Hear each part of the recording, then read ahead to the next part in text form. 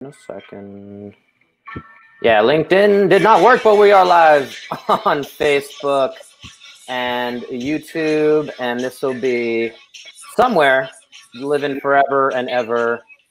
That's me. Bo knows that. I don't know Jack. I can't rap. That brings us to Steve, and I'm stealing a little bit of his. Yes.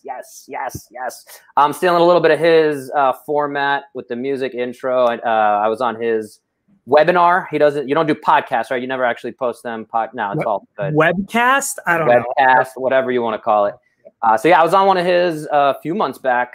Time is a flat circle. If anyone gets that reference, you know what show that's from?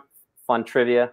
No, bring it. Was a True Detective with Matthew McConaughey, where he's doing all the life is a series of flat circles, and time is anyway. I don't want to mess up too much of that thing. Anyway, we have Steve Horney here, live from. Are you in Long Island, New York City? Where are you right now? Queens. Yeah, I'm in Regal Park, Queens. Nice. And he just finished a surf session. Yeah, it was. How's the waves? Good today? Good. Consistent and of no consequence. Exactly how I like them. It was really a great day. How about you? How was your day? Yeah, good. I just did a little workout downstairs too, little 10-minute CrossFit-y barbell power snatch rowing gig. And yeah, had a few clients also out here doing concierge PT, and yeah, getting the new year rolling.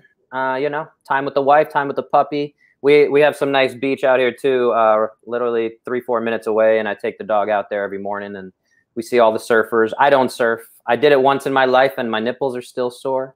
But they make guards for that. I know, and the girl I was with at the time did not tell me about that, so it's fine. Anyway, fetish. Continue. So, welcome to the channel. Welcome to the show. I was telling Steve a little before we started here. Bono Stuff is the name of the show. The idea is I'm on this journey forever, lifelong journey to learn, and I want to bring on people who can teach me things. And again, we have spoken many times before, and we agree on a lot of stuff, but we want to get down to whatever we can of, what can you teach me, Doc? Also Richard, by the way, said hello. Richard Simister, our other buddy, Move Evolution. He said some funky stuff. I'm not going to look up the text right now, but good dude. Steve, again, is a physical therapist in the heart of Manhattan, lower side, Tribeca? Yeah, West Village. Right? West Village. Okay. Yeah. So if you guys happen to be anywhere near the West Village in New York City, go see this man. And it's Integrated Health Sciences.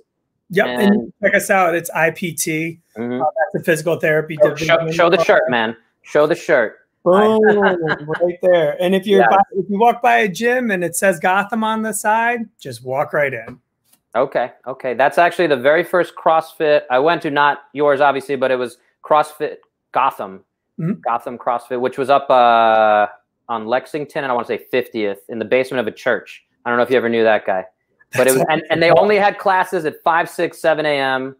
And literally it was very Fight Club. We had to knock on the thing or text the guy, and we had to run down there, and it was all you have to have someone let you in. It wasn't an open thing. And then it was a basketball court at the basement of this church, and we had the closet, and we had to pull out mats and pull out the equipment. Anyway. How long ago was that? I'm just curious because it's evolved so much. Yeah, that was 2010. Yeah. That was 2010. Really at the tip of that spear. Yeah, and it worked out. I would go at the earliest one, 5 a.m., and that set up my whole day. And that's when I was I hadn't been exposed to anything like that in a while. So it took me back to my high school football and just getting my butt kicked and doing all these crazy fun things. So that was definitely good times. That was it was 5 high pulls and 5 Hail Marys. That's exciting. That's a great day. Yeah.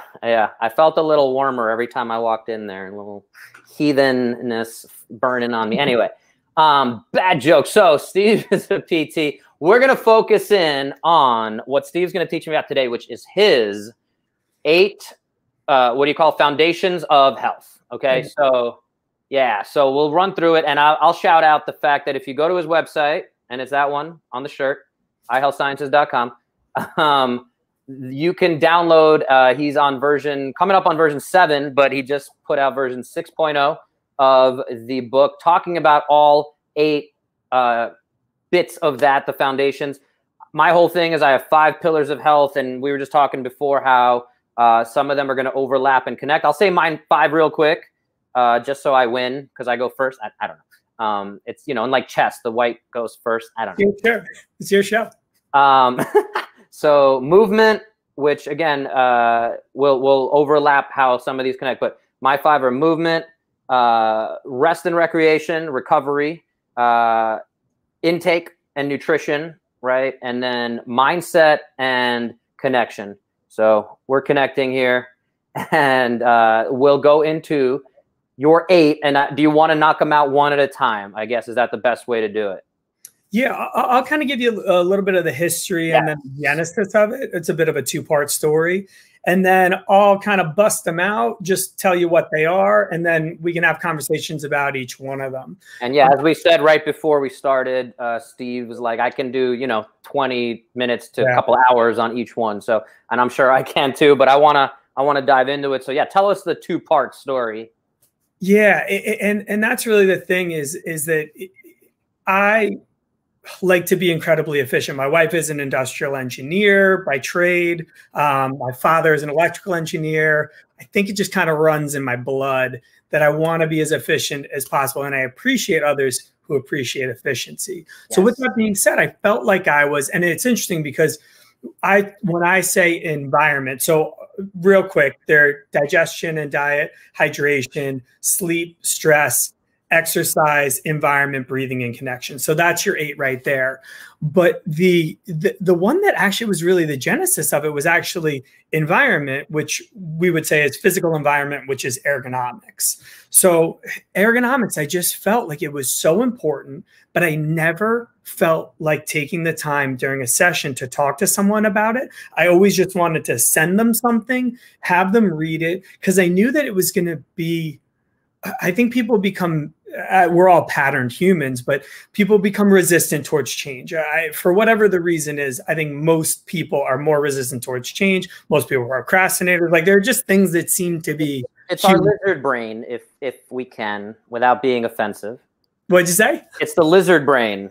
Oh, yeah, exactly. Exactly. So this lizard brain, I don't feel like tussling with the lizard brain on the first visit when I'm looking at someone for their neck. But I know that if we don't have a good seated ergonomic setup or a good standing ergonomic setup, that I'm going to be spinning my wheels by just trying to do some manual therapy and some exercising. I can make them feel better and more physically durable, but I don't think that I'm going to get to one of the main roots of the problem unless they are reducing the things that are causing those physical impairments. When I say physical impairments, I mean decreased range of motion, decreased strength in the first place. And I think that as physical therapists, we're not always that good at taking that thing all the way back. You have a pattern, which creates impairments, which creates pathology. And all anyone ever wants to talk about is the pathology. And so for me, I felt like it was really important to kind of make sure that I was dealing with the pattern aspect of it,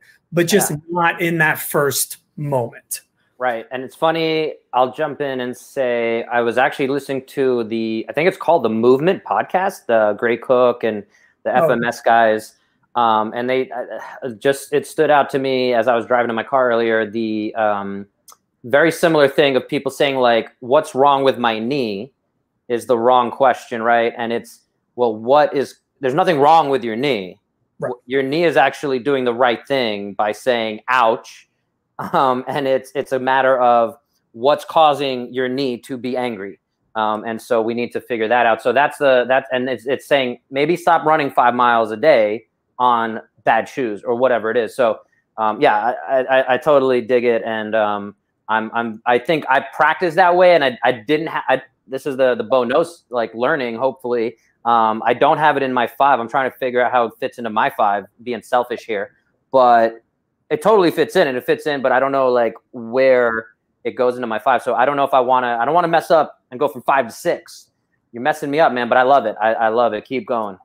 It's your world, man. You can go from 5 to 7 if you wanted. I don't know. Yeah. No, man. I have a whole thing, and I'm doing like Olympic rings, you know, I'm doing the 5 Olympic rings. Cool. And I wanted to do that, and now I can't add a 6th ring. No, that's crazy. That's crazy. But at the bottom, no, forget about it.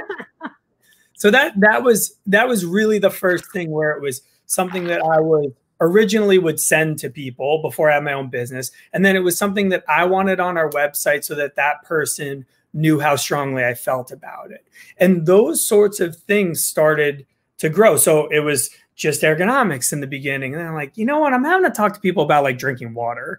So why don't I just throw that up there? And so then that's how it started to evolve from one head. And then the other side, and I talk about him on almost every webcast that I'm on, but Peter Dequino, who is one of the best clinicians in New York City. He's an acupuncturist, and where he really sets himself apart, I would say, one, he does orthopedic or sports acupuncture, which means as much as he's concerned with the meridians, if he sees someone with a knee, he's going after the glute med, he's going after the hamstrings, he's going after the oblique, he's going after the same things that we go after with exercise, he goes after with needles. And so that puts him in a category in and above everyone else. But then on top of that, he's the best health coach that I know. And he's one of my best friends. And he was my clinician for me for about 1.5 years. And he dramatically changed the way that I am. And I mean that in all senses. And in general, I think just like everyone else, I was kind of resistant, like, oh, like maybe is the diet really that important? Does it really matter? Is this one little supplement really going to make that big of a difference? Is me getting some blue blocking glasses, like, is that really that big of a deal? And just like, kind of, I think you have to hear these things multiple times.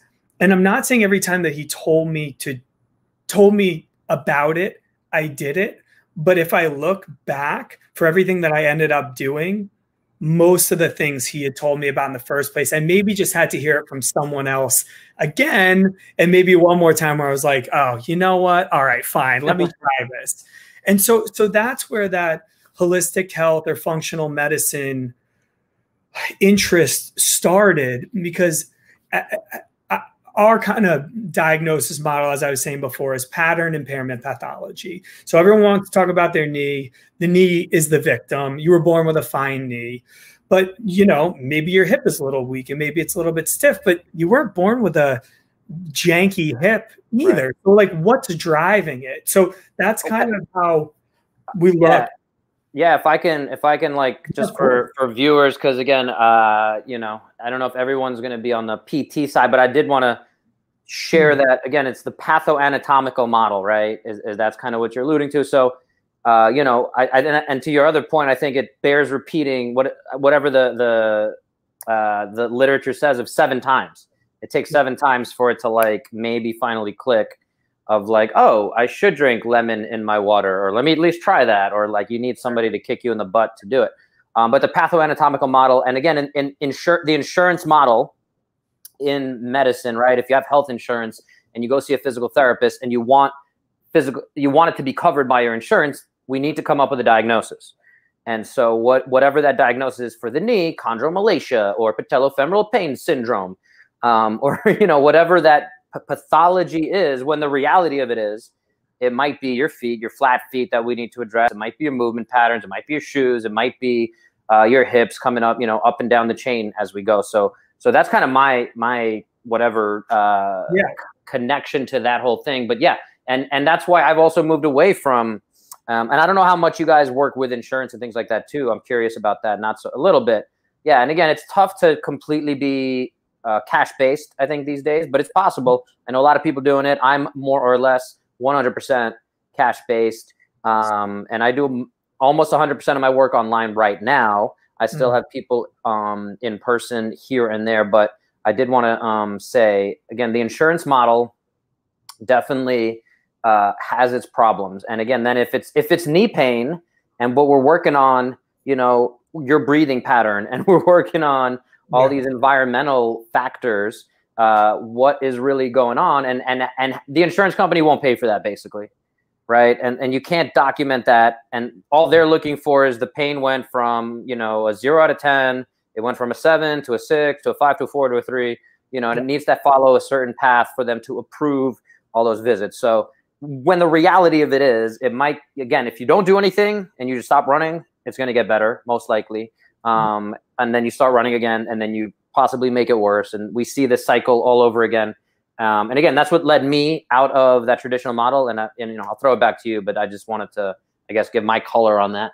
Yeah, no, and that's the thing is like the insurance company needs a pathology. They want impairments, which is again strength and range of motion, decreased strength and decreased motion. Just for anyone out there, I think that looking at one step back, which is the patterns of your environment, the way you sit, the way you stand, the way that you watch TV, those are your patterns. Those are things you're consistently doing.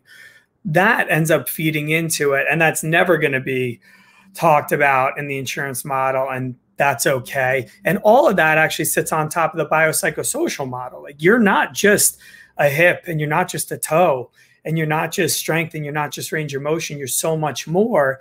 But then weaved into all of this, into the foundations of health, is your general levels of inflammation make a huge difference on your perception of pain and the outcomes that you end up having. And I didn't ever feel like I had any sort of tools in my arsenal, because I graduated from PT school almost 15 years ago. I mean, that just wasn't how it was. Now I actually just got accepted to NYU's transitional program, and there's a whole— Congrats. Yeah, thank you. I'm pumped. I'm finally going to be a real physical therapist. I can't wait.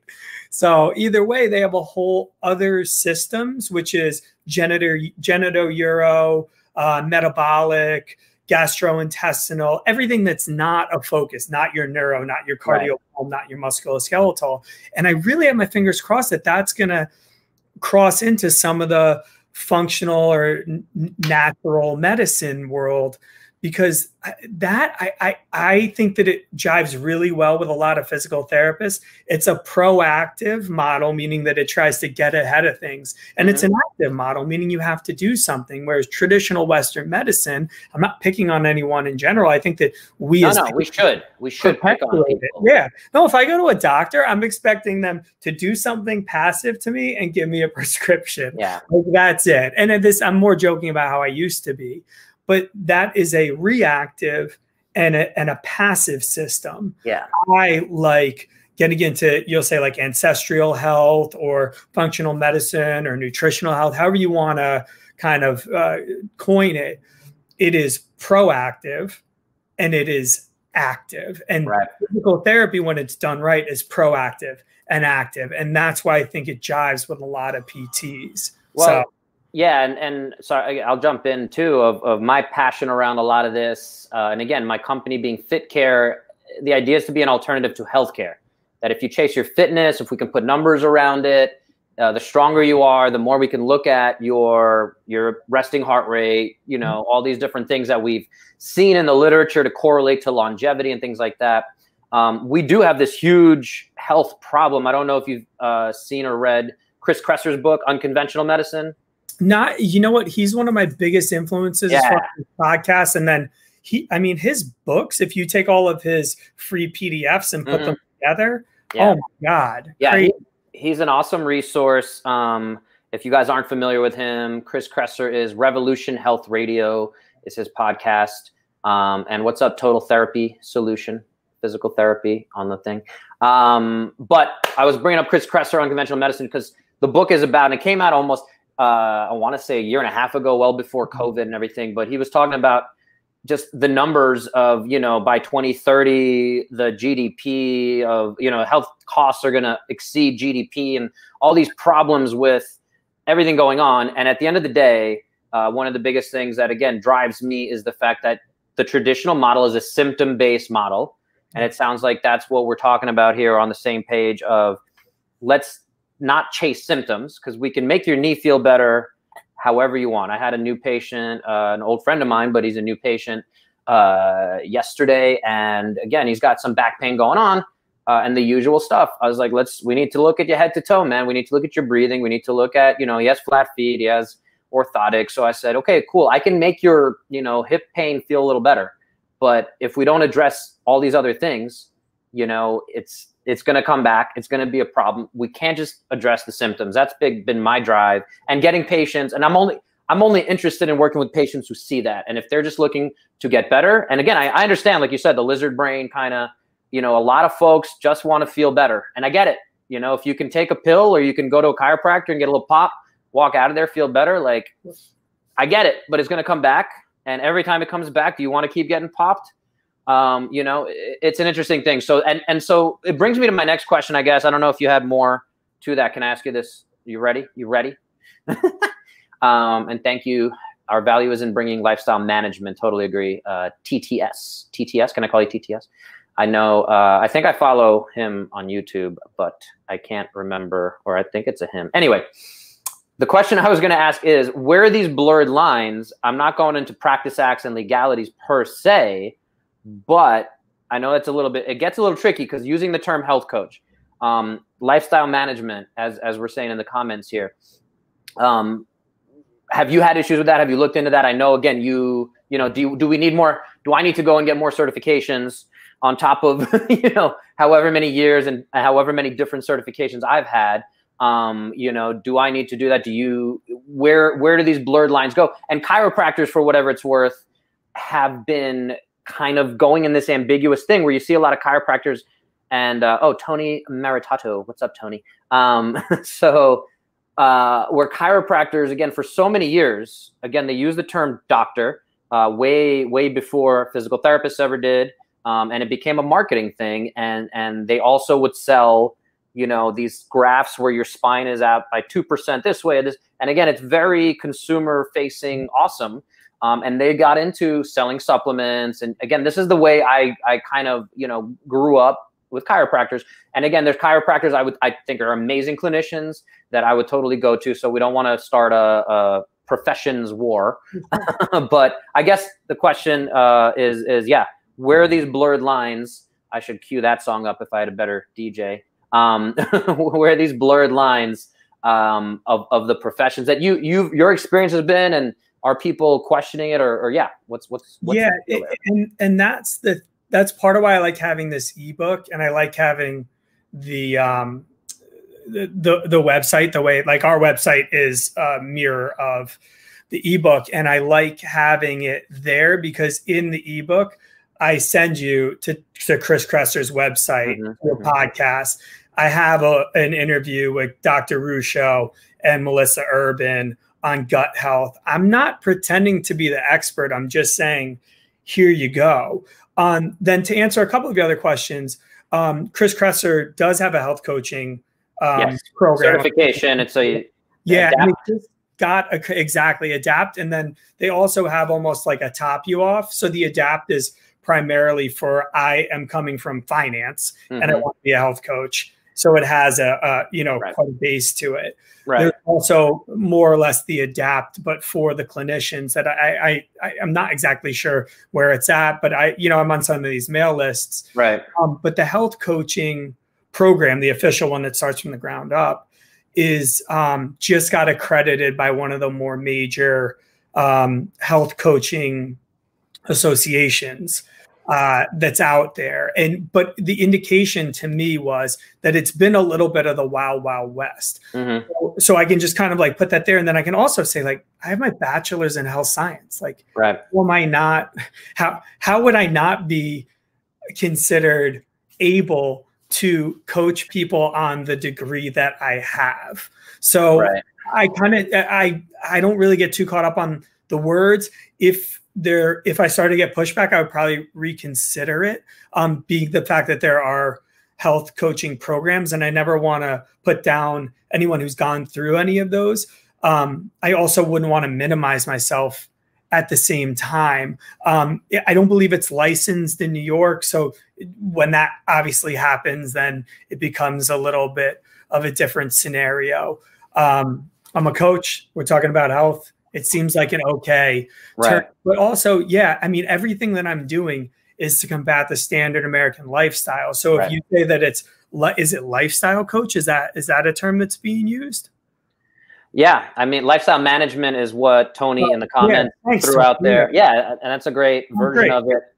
And yeah, I mean, I'm with you, and I've struggled with what to call it. And can I use the term health coach if I don't have like health coach seems to be a very specific thing. And then you get into life coach, are we talking about, setting goals and values and, you know, your financial things. And it goes down all these paths. And there's just so many, like you said, it's a little bit of a Wild West.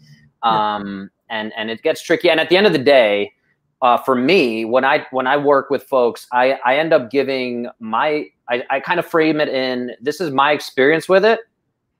This is my understanding of it. Like, I'm not necessarily prescribing that you take vitamin D3, you know, that's not really within. And I do think it's a tricky thing because it kind of is in our scope of practice. And again, I think we probably as a profession almost overly cautious, where, again, not to pick on the chiropractic profession, but when COVID started, we're shooting this in January of 2021, but there were, you know, I kept seeing these posts of chiropractor signs saying, get your spine adjust and improve your immune system and like fight, you know, we can help you fix COVID and be better prepared for COVID by coming and getting a back crack. And again, like, you know, consumer protection, I guess, is really the question and or answer and or issue. So yeah, I don't want to dwell too much on this. I want to get back to your 8 foundations of health, but the blurred lines thing is super interesting, and I might need to do a few episodes just on some of that. I don't know if there are any answers to any of that either. It's just, you know, are we doing the best job for the consumer? And also the thing that frustrates me, and it's something, I was in New York, where Steve is now, for a long time, and I'm out here in Southern California, and I'll just say my observation being out here is the average consumer, based on my experience, I've been out here about 1.5 years, is much more into a little bit of they're more easily, I want to say, sold, whereas in New York, it's a lot easier to, or the consumers, I don't want to phrase this the wrong way, but the consumer is a lot less BS driven, and they're like, okay, cool, you cost this much, what are you doing for me? Like, you know, yes, no, you know, there's no in between.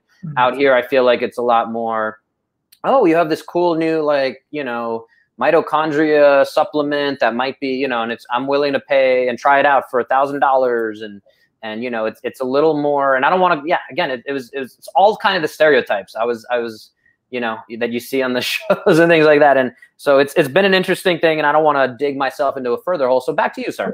So anyway, so that's how this book started. But that's the genesis, we'll say, of it. And then it was, you know, to talk to you, but like, I mean, I think it was 6, it was 7 at one point in time. But then we have our 8 foundations of health, which is really trying to optimize all of your systems working together. We have our foundations of movement, which is 8 as well, which is our physical examination, that whether you're there for your neck or for your ankle, we're going to look for the same thing. Do a really good once over on your core, defining core as all the muscles that connect to your shoulder, to your hips, and everything in between.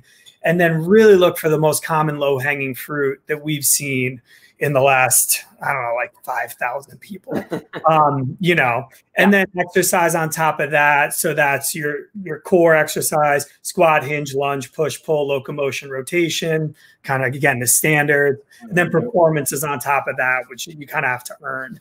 But all of that, like, that's kind of why there's 8, again, is like, it's just because that was the number that everything fit well into. But yeah, it's really, it's out of, I'm not going to say laziness. It's kind of like efficiency. And then it's also really wanting to help people. I do feel like this is within our practice. I'm not, again, prescribing vitamin D, but, you know, just, hey, maybe you want to find out how you do with vitamin D. The easiest one is kind of like gluten. I think everyone has an opinion. I'm not saying everyone should be gluten-free, but I think everyone should find out whether their body at that moment in time with their microbiome and their genetics wants to be gluten-free. I don't think that's a crazy thing to say. I feel like I'm like leading anyone too far in a path that's too blurred lines or out of my lane. Right. That's just a reasonable thing. And at the end of the day, the consumer protection bit, again, I think comes down to the do no harm concept. And again, asking someone to remove gluten for 30 days or whatever that conversation is not likely going to do any harm. And that's kind of the thing. And it is the conversation, and it is the same conversation I would have with a family member, with a good friend. if they were coming to me and asking for the help. And I'll say this too, as what is physical therapy, and that's been another concept I've investigated and things like that, and you know, dug around in. And at the end of the day, you know, we are musculoskeletal experts. We are supposed to be the experts, and we are in the best position to point clients to the information. So again, we should be able to direct them and saying, this is how I want to fix your knee pain, right? Not, or let's talk about back pain, right? You can do McKenzie, you can do, I'm going to crack your back. You can do Mulligan concepts. You can do all these different things. For anyone listening, like, you can Google all that stuff. But at the end of the day, our philosophy is going to be like, let's talk about, you know, these 8 foundations. And if you don't have them lined up, like you're saying, like, if you're not sleeping in the right positions and you're just going to keep grinding away, it's the analogy I use there is you're driving with the emergency brake on, right? Mm-hmm. Like, I can make your motor better. I can give you better oil. I can give you better tires, all that stuff. But you're driving with the emergency brake on all this time. So we want to eliminate and get you moving as far forward as fast as we can. So if we address all these underlying foundations, that's why they're foundations. So yeah. So which one you want to talk about? You want to just go through what's piqued your interest as far as the 8? And anyone can, I mean, we can just go boom straight down the line. Yeah. So writing in, I'm happy to, you know. So I put the 8 in the comments for anyone joining, or if you're live with us, I guess you can see the comments. If you're not live, if you're watching this later, I guess you cannot. But we'll go through the 8. I'm just going to run through them one more time, right? So digestion, diet, number 1, hydration, sleep, stress, exercise, environment, breathing, and connection, right? So for me, jumping back, we already touched on it. Environment is the biggest one that, again, I really like that. And it's the one that's, again, for me, learning, so to speak, is the one, it fits into my paradigm, but I didn't really have it in my 5. So that is something you're helping me kind of see of, like, it does fit in there. Do I need to go from 5 to 6? Messing me up, man, messing up the whole cog in the wheel. So, yeah, so environment. So why, let's go, let me ask you this. Why exercise and instead of movement? Again, we're the musculoskeletal experts, all that good stuff, physical therapy, but why the term exercise? I think it's a combination of 2 things, and you'll probably like make fun of me for the second one. One is, I think you meet people where they're at. Like, yeah. I would say trunk stability, but I choose to say core because then 90% of people know what I'm actually talking about. If I say trunk stability, they're like, what? What's that? And I'm like, well, actually, the thing is the difference. It's like, meet people. Talk about your pelvic floor. Yeah, exactly. Like, I'm just trying to use some words that you want. I want you to get what I'm saying as quickly as possible, and I don't really care how we get there. So then that's the one thing is, like, exercise just worked. And then would I be lying if I didn't love the fact that sleep and stress both start with S's and environment both start? I saw that. It makes it so much easier to remember. Yeah. So that's it. Yeah. No, totally.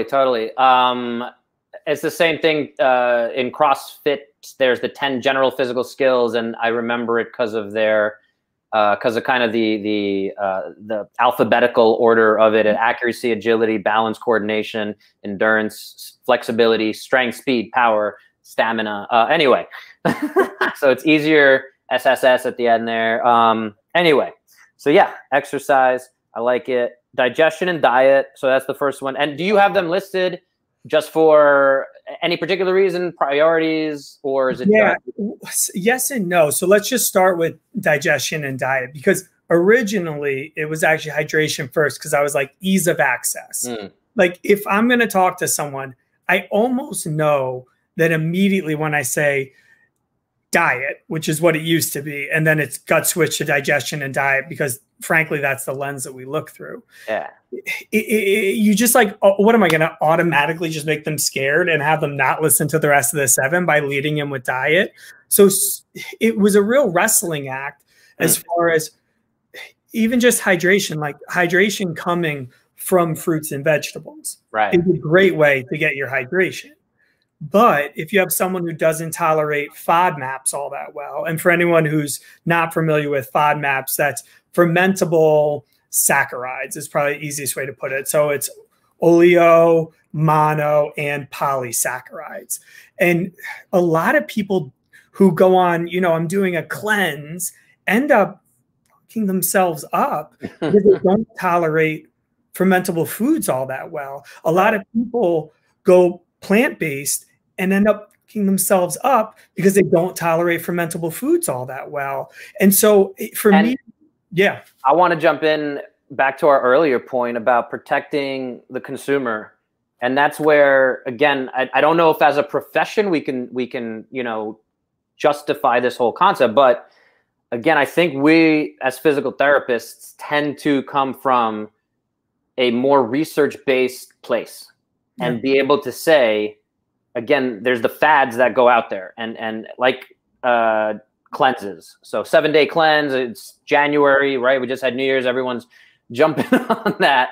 But again, like that's where I think it is our responsibility to ensure that you're coming in with an ACL reconstruction, you just had surgery, like I'm 100% talking to you about protein and hydration and like how to make sure you're going to maximize your recovery. And if I don't do that, I feel like I'm doing a disservice based on what I have in my head. And like, it's worth the few minutes, and we can even do that while you're on the bike or while you're moving or whatever. If I'm in the clinic or if we're virtual, like it's worth, and we only have, even if we only have an hour and you're paying me whatever you're paying me for the hour, I 100% think it is super important to start with all these bits and say, yeah, we need to absolutely ensure that these things are aligned, again, because we're doing a disservice based on what we understand of the research. And again, we can make your knee go a little further and we can make your knee function a little better, but we're going to get the swelling out and we're going to, again, improve your overall system. And again, that's where, you know, it gets tricky with, again, personal trainers and different professions. But anyway, you need to cut me off. I need to cut me off. Back to you. Would never, but I do think that someone has to consider the negative consequences, which means that there is a responsibility there to make sure that you're giving someone tailored advice on the foods that they put into their body. Right. And I don't know how you do it better than having them go through removal and reintroduction and removal and reintroduction. And I was talking to my brother about this the other day, and we kind of went in on it, and I was like, but it's 2 or 3 weeks. Like you just take out the stuff, and then what you really want. So you keep, when we use our link is to Dr. Ruscio. Anyone who, I think everyone should read this book. It's so good. Healthy Gut, Healthy You. Yeah. Shakalaka right here. Such a good book. And start with the most common things that bother people's systems, like as in not just the intestines, but the whole thing. And he says, start with a paleo-like diet. Do it for 2 to 3 weeks. If you do see benefit, continue with it. If you reach a baseline where you like, then start to reintroduce some stuff back in, and then that's fine. If you didn't get where you wanted to go, now you have to see as far as how well you tolerate FODMAPs. So those are the main 2 elimination diets that I think are really beneficial to people. I had a patient last week. We were talking about and I kind of noticed that I would be lying if I didn't say that, like, I saw around her socks what to me looked like eczema. And then she was talking about she was having digestive issues and things like that. And she's paid tens of thousands of dollars to specialists. And I was just like, hey, bud, I'm going to tell you something. Check it out. If you want to do it, do it.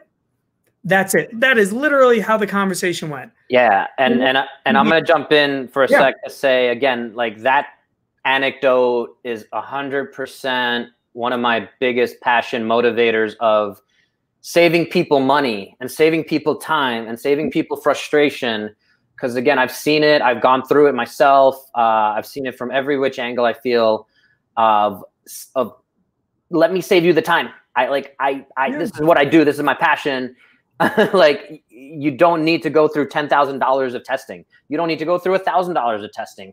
And it is the big thing, again, where physical therapy is not set up for even a 2-week follow-up of saying, hey, like, I want to check in on you, and these are the things you should look out for if we're doing a 2-week, you know, elimination diet of, you know, just focus on not eating any grains, legumes, dairy, which is the paleo approach, right? And it's a simple thing, but there's very little structure. And I do think that with you know, 2020 COVID thingy, whatever that is, I think that a lot of folks probably have transitioned to more online stuff. But again, what I saw is a lot of folks who tried to do the same thing from the clinic virtually, which led to weird results and probably made us look a little sillier as a profession. But again, not looking to sling any mud. But at the end of the day, again, I think that very few PTs, again, want to spend time, and they're not getting reimbursed for, and they're not getting paid for following up with this 2-week protocol of try to eliminate grains, legumes, dairy. So, and how do we monitor that, and how often are we communicating? So it is something I do. It is something I assume you do, like as far as helping them along and communicating with them. Yeah. Yeah, I'm pretty much the lowest pressure person of all time, though. Like, I'm like, here you go. I mean, I sent a PDF, and then I did not follow up. And then 3 weeks later, she was like, hey, Steve. And she had been tested. She had done a breath test for SIBO. She had been to a ton and done a ton of the right things according to Western medicine. 2 to 3 weeks later, she's like, hey, Steve, just thought I'd let you know that my eczema's gone. That's it. Like, and you don't think that that's going to help out her hip that I'm trying to work on? Right. Absolutely is. A million times. Yeah. And Tony in the comments there said PTs are terrified to discuss food. And I'll share a funny anecdote. I joined a journal club during the COVID lockdown with 4 PTs of varying levels of experience, mostly outpatient PTs in Oregon. And one of our very first, if not our very first journal club, was about nutrition and like kind of the connections. And all of them were super resistant. Like we were all in agreement about what the science says. And like, yeah, sure, this helps, da, da, da. But I was like, yeah, so how much time do you guys actually spend talking to your patients about this? And, you know, it was like, I don't have time for that. You know, I'm seeing, and again, they're all in an insurance model where they might have 2.5 patients per hour or whatever, you know, so yeah. And I don't know if it's that they're terrified to discuss food, but it's not a simple thing where if you have an ebook or you have the resource and you say, hey, like, this is something you may want to try. I'm convinced it's going to help your hip. You know, if you have trust in me, I can certainly put my hands on you and mobilize you and adjust you or get you moving better and taking you through this whole system. But I'm convinced that if you try to eliminate these things, and again, with like gluten, there's plenty of controversy around that. And, you know, it becomes, you know, religious, or are you Republican or Democrat, or, you know, it's, you know, people are not eager to give up their gluten. So, and yeah, the research is all over the place to some extent. But I'll say also research is tough to do. So again, I'm in this journal club and it keeps coming back. I'm the guy who's like, yeah, this study says whatever, but like, what does it all mean? What does it mean in the grand scheme of things? So anyway. Well, and that's where it's kind of tough. And I can actually sympathize quite a bit with those people, because I actually didn't say a word about food until I found the resource that I wanted to give. And so for me, it really wasn't until I found that walk through elimination diet protocol, an intelligent walk through a removal and reintroduction diet, that I actually even said a word. But then once I found my thing, and, you know, huge thank you to Dr. Ruscio for this. Right. He made it so simple that it's somewhat inarguable, because it's not saying you should do this. I think that's what happens a lot is person has trouble, does thing, feels better, gets dogmatic. Like that's how it goes every single time. And I think that because there's research that does support a lot of different things, but just like you're talking about gluten, like is gluten because of the grain component of it, more like the paleo side, or gluten is fermentable. It is a high FODMAP food.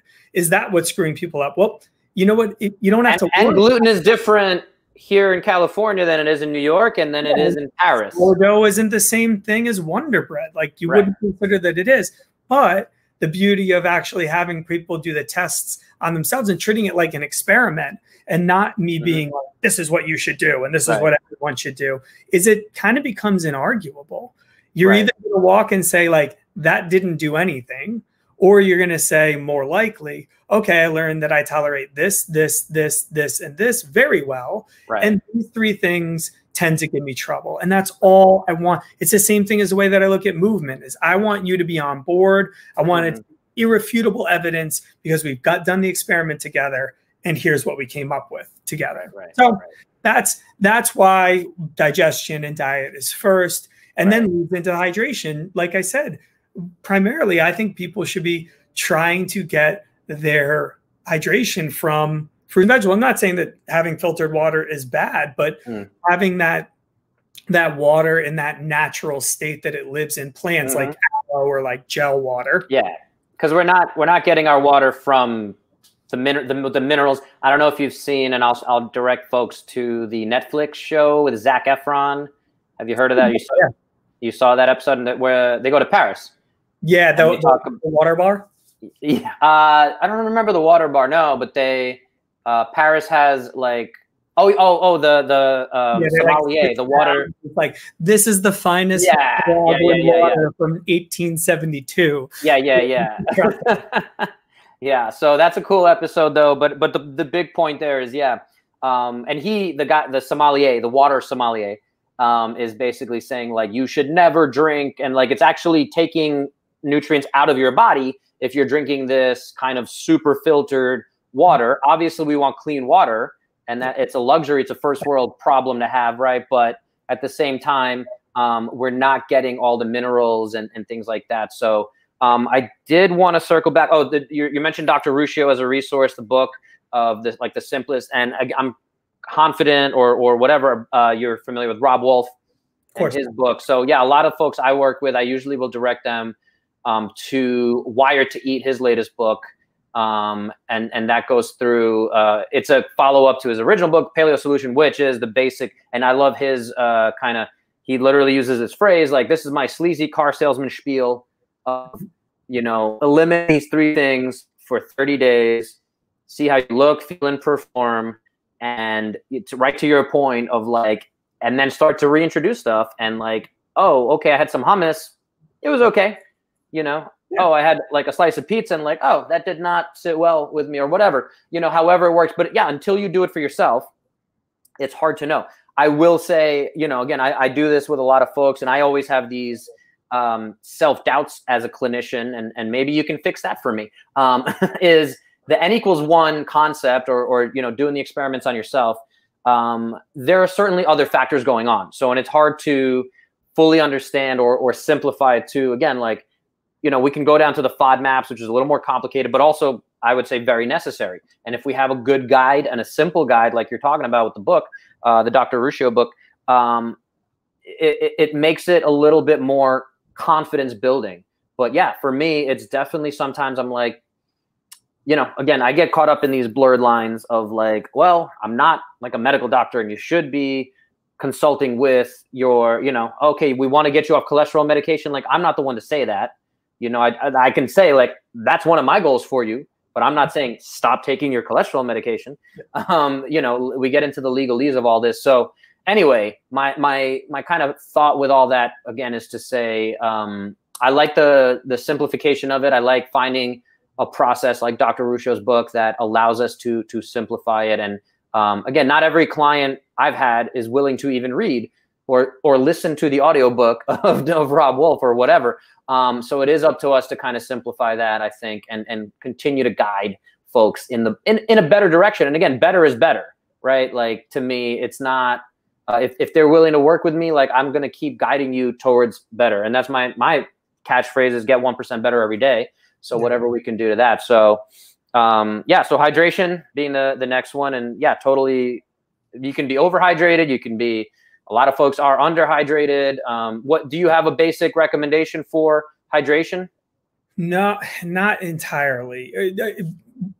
I would say that it really does end up, and again, you know, I'm not going back down to 7, but if you do have the gut sorted out right, I think that you end up, if you're eating a nice whole food, unprocessed diet, I think you end up kind of knocking that out, no problem. Right. As far as ProPure water filters, again, trying to get that balance between, like, we don't want to strip everything, but we want to make sure that we're taking out the things that we want, that as well. And then actually, if you are eating well, then thirst ends up being a fine guide. But unfortunately, because there's so much processed food and there's so much salt that goes into the food that a lot of people are consuming right now with takeout, you've juked your whole thirst system now. Right. And now, and you even sometimes notice, unfortunately, that you're craving food when you're really just kind of thirsty. And you're really just kind of thirsty because you just had a ton of soy sauce, because you had something that had a ton of salt in it. Right. So again, trying to make things as simple as possible is like, sort out your gut, walk through this protocol, figure out what foods there are to your body. When you do drink water, definitely have this. If you don't oversalt and all things are equal and have a reasonable diet, thirst is a reasonable guide. Yeah. Okay. Okay. That's reasonable. That's fair. That's what I'm going for every day. Fair and reasonable. I think that might be Fox News's thing. We're not. Oh, really? I say fair and reasonable like all the time. I think it is. I don't watch enough. I try to avoid news in general, especially last year. But I do think it's something like that. It's fair and something. I don't know. Anyway, we're not going down that path right now. Reasonable. So sleep is our next foundation. This is the third foundation. Yeah, sleep. So sleep's an interesting one. It's like, I feel like the age old, what's the number one supplement out there? And everyone's like curcumin and B12 and like, it's sleep. The answer should always be sleep. Yeah. If you want to recover, if you want to be able to perform better, which means you have to recover better, sleep is always your answer. Yeah. A lot of people have trouble with it, and I get it.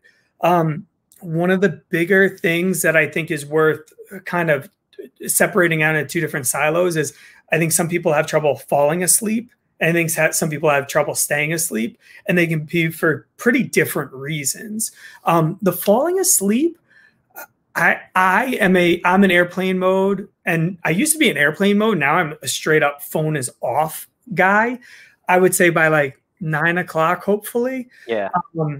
I also do think that blue light plays a factor in all of it. I have some heinous blue glasses, blue blocking glasses. Yeah, I have mine also. They're so nasty. I can't believe that my wife married me. I definitely didn't break these out the first night that we spent together, which was our wedding night.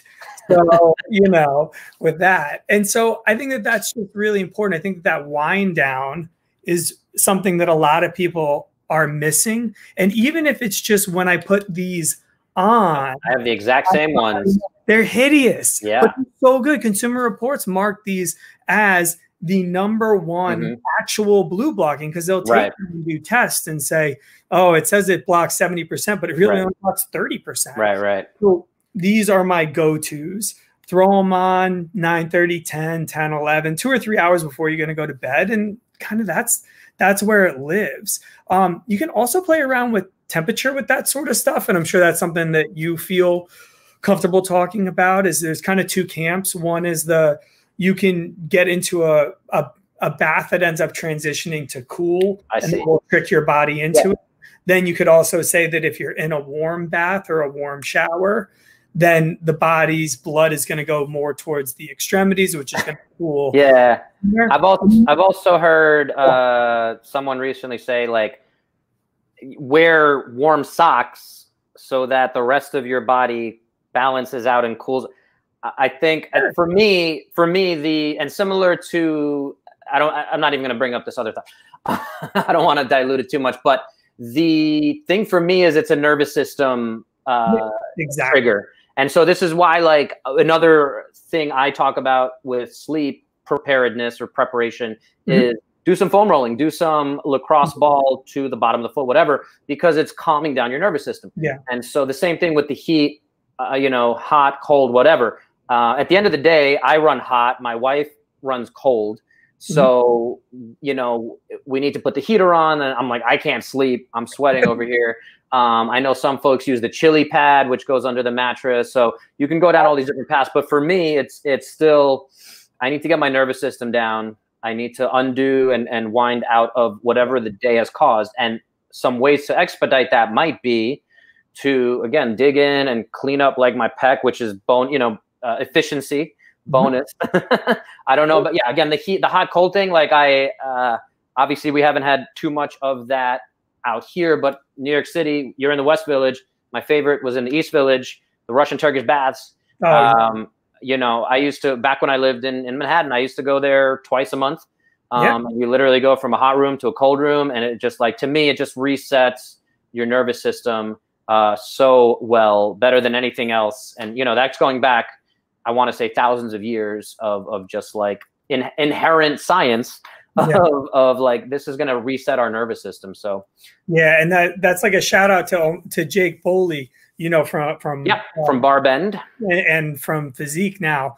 I asked him when he was on our webcast, like, because they were testing the Oura Ring versus the Whoop versus whatever, and they were trying to see what you could do to make your HRV blow up. And he was saying that cold showers, and I'm also curious always, like, just because that you are skyrocketing a metric, I'm not saying that you couldn't make the case that maybe you're just studying for the test and kind of juking the system.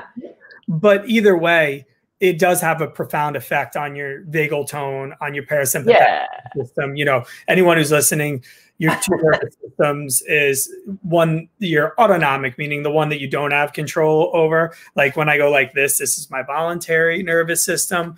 My involuntary nervous system, easiest thing you can think of is if I shine a light in your eyes, your pupils are going to contract no matter what you want to have happen in that moment. That is the branch of the nervous system you don't have control over. Parasympathetic is rest and digest, makes you kind of in the state of if you were going to die on a deserted island, you want to save as much energy as possible. Heart rate comes down, respiratory rate comes down, all the blood moves back to your core. Sympathetic, I'm here, a tiger walks into the room. Not fight or flight, fight or you are ready to go. And we're living a lot in that tiger in the room, but there's not actually a tiger in the room. So, standard American lifestyle for the win. Right. And that's where it's interesting to me. And I don't want to, I'm not trying to pick on your thing, but you have breathing all the way at 7. And to me, it's absolutely the first thing I look at. Yeah, especially with these virtual calls, and like it sets everything up for me of saying, okay, cool. Hey, how you doing? Let's talk. You know, okay, what's your history? Put one hand on your chest, put one hand on your belly, take a few deep breaths in and out. And you see this like, and that's like 90% of the time, 90 or more percent of the time. Yeah. And if you're out there watching, other than Tony, I'm guessing Tony is nice and healthy and breathing right.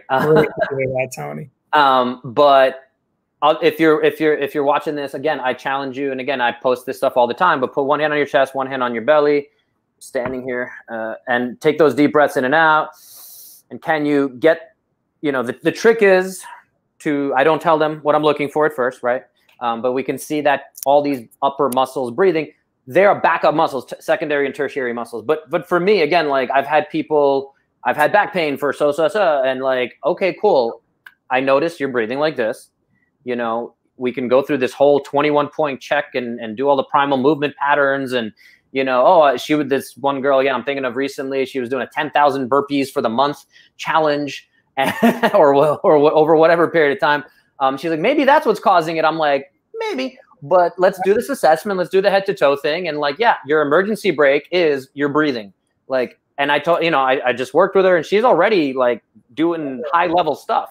But nobody really got her to breathe better. And all of a sudden, and, you know, she had like a flight the next day. And she texted me the next day, like, yeah, all I did was focus on breathing down into my belly, calming down my nervous system, and it literally it's holding on all that tension if you're not breathing into the belly. So it starts to expand and loosen up all that back tightness, which is what the pain is. And then boom, that changes. So why is breathing so low on your list, sir? Yeah, no, I think you're on the ebook, box breathing though goes with the sleep. So it gets a little something before, or a little tricky. So yeah, the vagus nerve, which is a really interesting structure in the body, one of the longest autonomic nerves that goes through.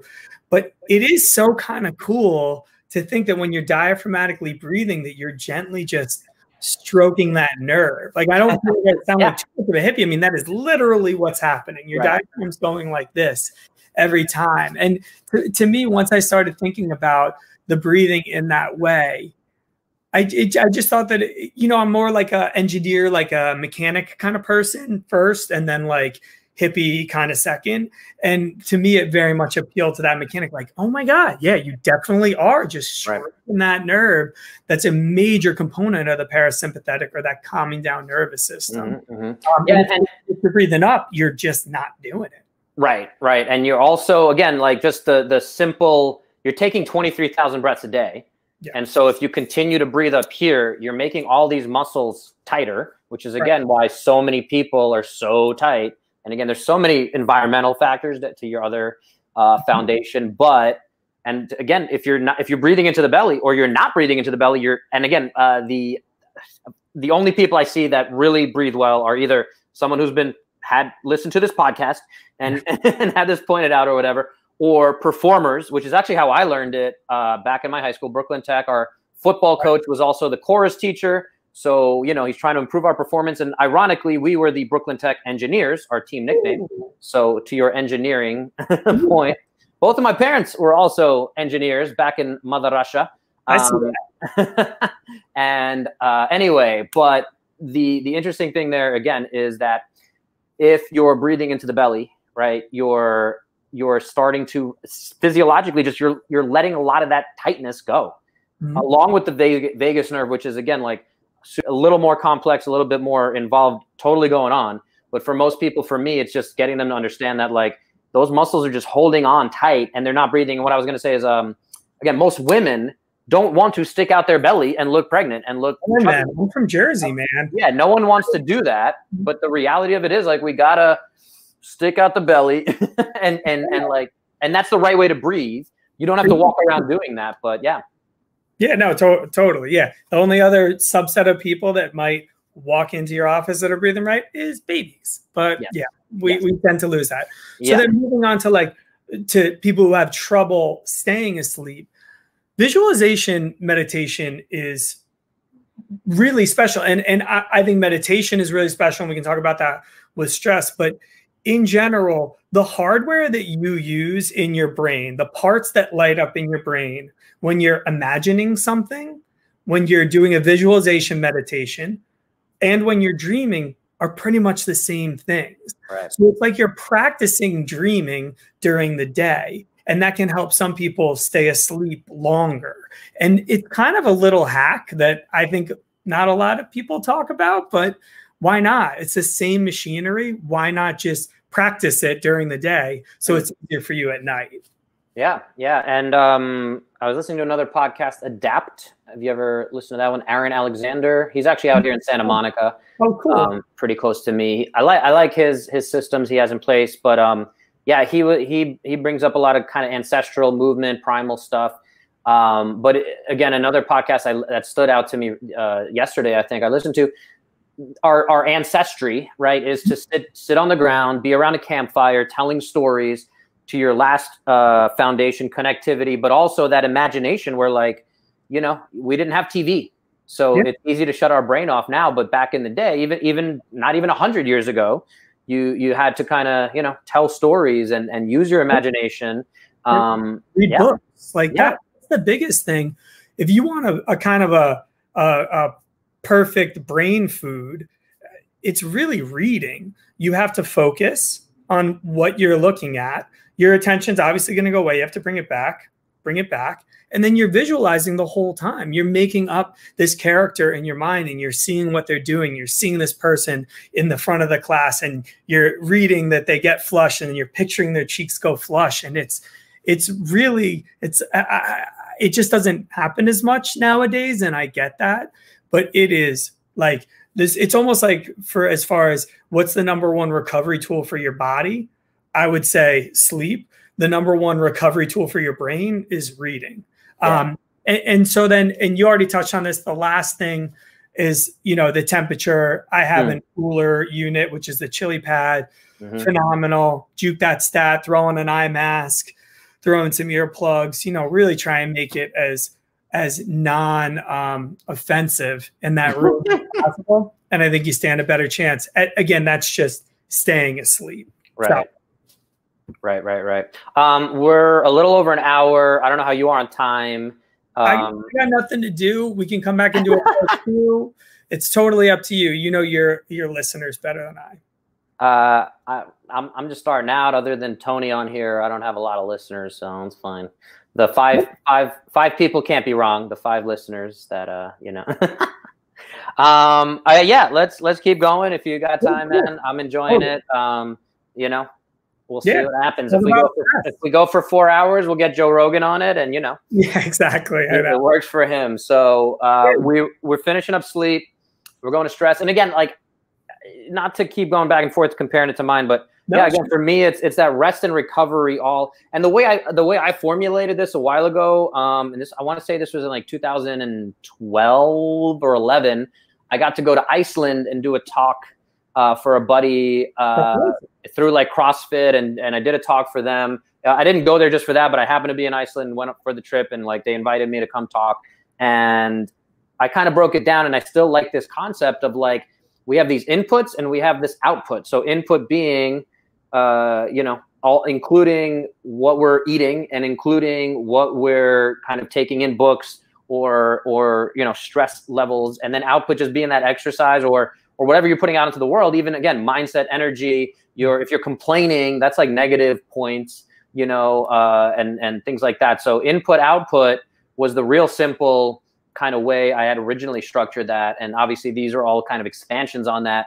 But it all fits in similar models, I think. And I'm enjoying the kind of comparing and where does it all fit in and what is the best way to communicate that. And again, Tony said, speak their language, man. So whatever connects to that. And that's why you said use that term exercise instead of necessarily movement or anything fancier or trunk control, or as long as you do pinkies up as you drink.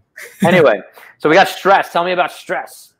Yeah, stress is an interesting one because it's not like stress in general is terrible, but long sustained stress can end up having a pretty negative effect on your body. And I guess that the 2 things that maybe 3 that I think need to be mentioned is, 1, I do think that if you are trying to modify your stress without doing a meditation, mindfulness practice, something that is truly trying to help your brain focus on something, I think you're kind of like giving all the football players at your high school a book on football, but not letting them hit the practice field. I feel like it's really common that people are trying to read books that are saying, do this, do that, do this.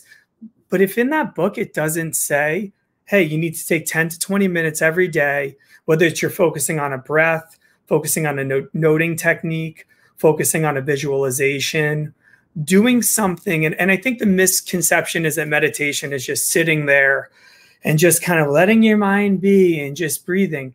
If you actually go back and listen to every yoga class and every meditation, they're always telling you to focus on something. Your breath is always with you. That's a really easy thing. And that is because it's preparing your brain for the next thing that's going to knock it off of its axis, because it's going to happen. That's life. And when you get knocked off the axis and your amygdala, which is your fight or flight portion of your, your scared part of your brain that's always looking for the problem and is constantly combating with the rational portion of your brain, which is your prefrontal cortex. They're kind of always having this conversation back and forth.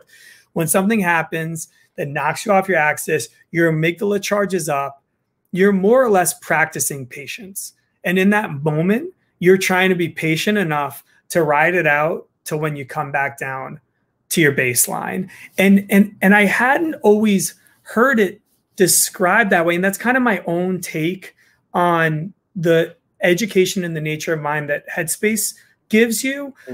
Because I have meditated. I read the relaxation response, which was written like the 70s. I read it probably like 10 years ago. And I was like, okay, meditation is good. In that it's meditation, prayer, and cardio all have similar physiological effects. But it wasn't until I really started to dive into Headspace where they're really educating you on the nature of the mind. Like, hey, most of the time when this happens, you fall into this category, or this category. Someone who try and fights your emotions, someone who doesn't really notice it, but it's just kind of going on, or someone who really feels it. And let's do some exercises that might, regardless of which category you're on, might reduce the duration and the intensity of that experience that you wish you weren't feeling, which kind of leads me to the second part is, I hate to say it, but I think a lot of self-help books are like, this is how you're happy. Like, this is how you're going to be better. This is going to make your life. True mental stability comes from being okay with whatever is happening in that moment. That's the only real freedom that you can have. And I think that training the brain in the fashion that I'm talking about before, which is a truly mentally focused amount of time every single day, lets you have a better shot at riding out those waves just a little bit better. And the main thing that comes up for me with this, with what you're saying now and everything else you're saying that we've been talking about this whole time is the term practice. Yeah. And even physical therapy, it's a practice, right? Like we're constantly trying new things, and that goes to the point of like, try to eliminate these things for 2 weeks and see what happens. Yeah. But it's practicing that mindfulness, and what are you actually practicing? Or what are you paying attention to? And the term, or the thing that I've been working on for, I want to say the last few months, possibly since I saw the Michael Jordan documentary, Last Dance. Yeah, very good. Yeah, and my wife and I both were a little inspired by it, and we actually got one of Phil Jackson's books, and he practices Buddhism and things like that. And the term that came up for me that when I try to meditate is, and also throughout my daily practice of it all, is separate the stimulus from the response. Where a lot of times, and again, even being married, maybe you can speak to this too. Sometimes you're quick to respond because of things that, might get on your nerves, or just it becomes habit. And like, no, I said, like, I'm going to take care, whatever it is, but a quick response versus, okay, like I'm sensing, I know that triggers me, what you just did. And I'm going to go ahead and take a breath and remove myself and try to separate that space of whatever that stimulus was, and be like, I'm going to throw out the garbage when I'm ready. Like, no, but whatever it is. And so that's, and it's a practice. So that's the thing too. When it comes to stress management or mindfulness, again, people, and, there's all the sayings. I've been on all these different podcasts listening, and it's always, if you feel like you don't have 10 minutes to meditate, then you probably need to do it for an hour.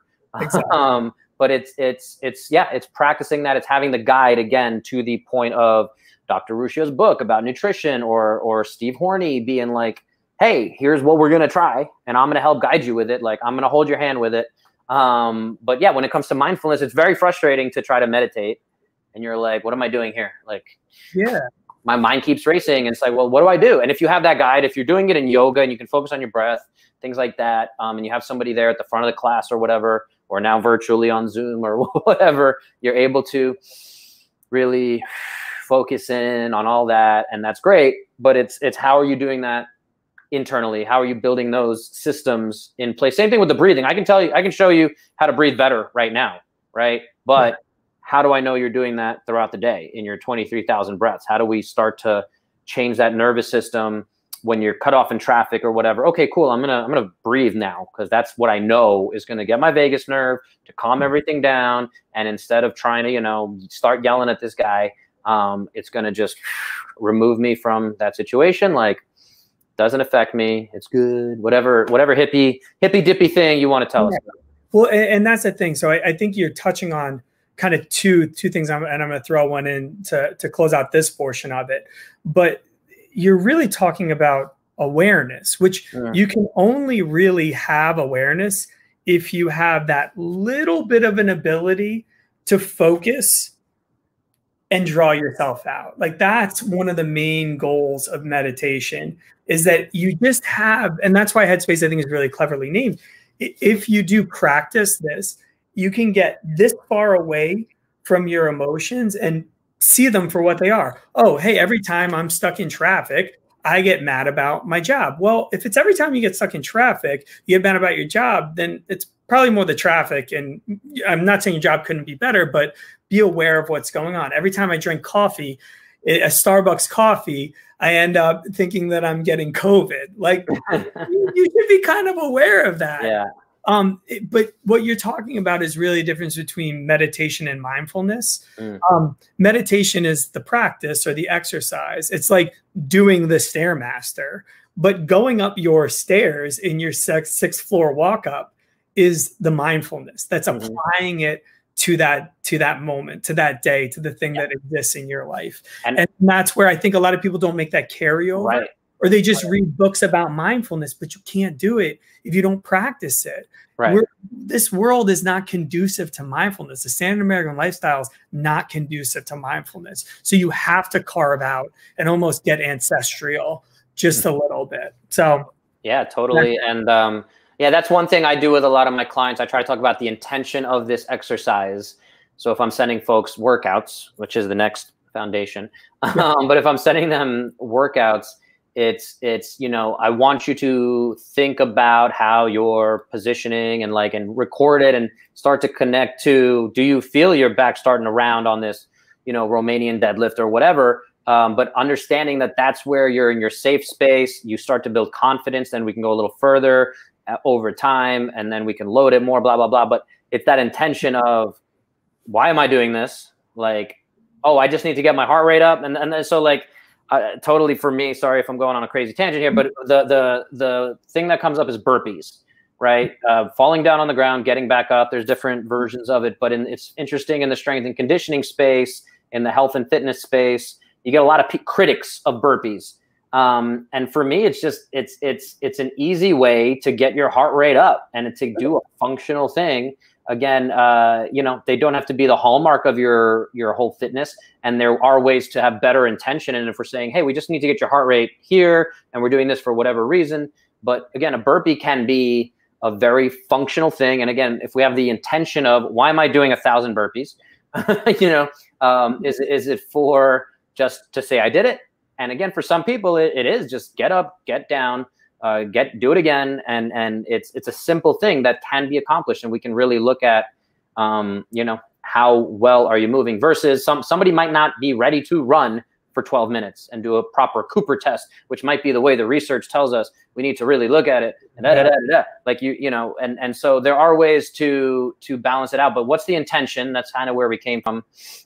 Of why are you doing that exercise? Again, if you're here for your knee pain, you know, why are you doing again, like toe little exercises? And it's like, here's the intention, here's what I want you to feel, here's why we're doing it, and now we're all on the same page. And that's where I think, again, sometimes there's a lot of missing components to the fitness space, the medical space. Again, okay, take this drug, it's going to make your back feel better or whatever, but it's missing the big picture. So I went on my little tangent. I don't know. I think we got through your first 4. Maybe we do a part 2 for your other 4. Great, man. Anytime. I'm sure we could keep going. I'm kind of hungry. I haven't eaten much today. I think the wife is, she might be, you know, whatever. So let's wrap up though. So we do have 4 that we didn't really cover. We did touch on breathing. Yeah. We did touch on the environment. we didn't really go deep on your version of exercise. So I don't know if we touched on, like, you know, you look at the primal movement patterns, and then connection. Again, we didn't go too deep on that. But guys, if you're interested, if you're still here, an hour and 19 minutes into it, bravo. Hey, thank you, Tony. If you're here, I'm proud of you. Yeah, and but yeah, go check out the free ebook if you're interested at iHealth Sciences. I don't know where I'm pointing. Yeah, there you go. Nope, nope, other way. There. Yep, there we go. Yeah, there we go. So the camera is backwards. So anyway, check out the free ebook. I'm sure we both put out a lot of content around these concepts. My goal is, and again, my 5 thing. Maybe I do go to 7. I was going to plan to do one of each thing on social media Monday through Friday. I was going to do that. That was the 5. And then weekends were kind of wild cards for more fun stuff. But whatever you want. As what I was saying is, like, just do whatever you want, man. It's all good. It's all great. I'm gonna experiment with it. Yeah, that's exactly. Mine could end up being 9 by the end of 20. How things are going. Yeah, enjoy it. We're gonna add like Zoomness as a. Yeah, exactly. Any other closing thoughts? You know. No, man. I think to tie it all up, though, it is kind of interesting that from what you said about videotaping people, I look at these 3 things as the same, and I think they're all really important because they promote awareness. Doing a removal and reintroduction diet makes you aware of what your body likes. Doing specifically a noting technique when it comes to headspace. I know their anxiety track is a noting technique because they do different techniques. There's a few other ones that are noting, but find yourself a good noting technique. Do it for 30 days. Find out what's going on in your brain. It's the same thing like figuring out what's going on in your body and what it likes and what doesn't like. I think very few people have a true sense of the way that when a problem arises, how their brain attempts to deal with that. But I think a lot of people fall into patterns within themselves, and knowing your patterns, like what you were talking about with your wife, is something that's valuable. And then the other thing is filming yourself exercising, like you said, with your clients. I really think that those 3 things are the same thing. They're just trying to create awareness in an area of our life today that we may not have that much awareness. And how can you argue with that? So that's my closing thought. Thank you so much. That's it. Thank you. That did trigger something in my brain that I think I just lost, but you wrapped it up really nicely. Totally. I'll go surfing again. We'll do this again. It'll be great. Awesome. Yeah, dude, thank you so much again, guys. Go check him out, especially if you're in person. And I'm confident he's doing all the COVID precautions and all that good stuff. Yes. Yeah, I guess it's tomorrow. So yeah, we'll see it. The results will be up on our website right away. Don't worry. There you go. So, but yeah, if you're in Manhattan, that's what I was going to say, actually, to wrap it up on my end is stop wasting time chasing symptoms, stop wasting time, addressing your knee pain. And again, there's value in addressing your knee pain. We're not here to tell you how to live your life, but my big thing is if you're ready for this journey, and again, you have to be ready for it to some extent, but we're here to take you on that journey. Steve or myself, if you reach out to either of us virtually, I don't know what we're doing. Jersey, why did I get so Jersey right there? I was being so good. So Jersey. But yeah, I think that again, you had your girl that went through $10,000 of testing and things like that. We're here to say, like, all this is connected. We want to help avoid surgery in 5 years, 10 years, 20 years. We want you to move better. Your quality of life is going to be better. We're not here to, get you on a monthly plan and come back 3 times a week for the rest of your life. Like let's address this stuff. And again, like I met up with a new grad physical therapist. And, he said a line that I hadn't said in a long time, but it did remind me and kind of inspire me of, we want to put ourselves out of business. Like, we want to educate the client, whoever's in front of me, to feel confident And, you know, if they have little aches and pains, great. We can come in, we can address that. It's hard to go through every possible scenario in whatever time period. And it might take us 3 years before we give you, you know, a black belt in you know, the 8 foundations or whatever.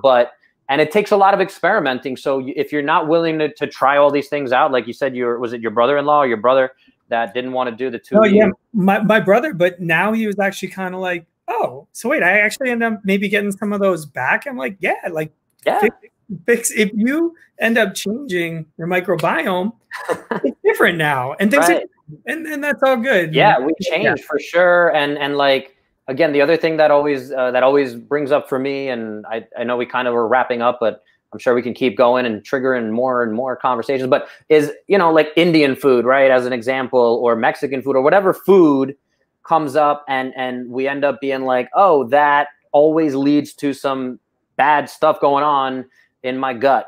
And it's like, well, there's something there. Yeah. Like, how are we not like connecting it? But the real thing is, A, it's icky or it's tough to talk about, but B, like, who do I talk to about it? I don't know that I should talk to my physical therapist. Maybe if the physical therapist brings it up, but even then it's like, oh, I don't know. And again, are we sitting there like saying, and there, I've done some research on this, and there are apps where you can actually take pictures of your, you know, your poop, and you store it and you share it and all that. And there is a Bristol, I don't know if you know about that, the Bristol, and it kind of categorizes what your poop looks like. Mm-hmm. But yeah, again, to your point on digestion, like, there's something there. And again, a lot of this is, and I love that your digestion and diet is number one. And I do think it does start a lot of those, and it's awesome that you know, that's where we're starting with a lot of that. And I've been doing a lot of kind of whatever you want to call it, nutritional guidance, coaching as well. And it's been a fun journey, and we continue to learn stuff. And again, I think that the science is always emerging, and it's up to us to again, like you said, there's no science on, you know, N=1. There's no science on, you know, whatever, Mary who comes in your door tomorrow and you know, she's your patient. It's the first time you ever met her. And there's no science on Mary who's, you know, we can say we have these studies that kind of fit your, you know, situation. And we have these other studies that kind of fit. But again, most research is done on 20 somethings that are in college because they want to get paid $25 to be experimented on. And, you know, so anyway, I can go on and malinger, I guess, on all that stuff, but I don't think that's the right word. But anyway, Steve, always a pleasure, man. We'll do this again. This was great. Thank you. So we can dive a little deeper on your last 4. I feel like we didn't fully give them the service that maybe they needed, but next time. All right. So I'm gonna cut it. Get 1% better today, guys, and we'll talk next time.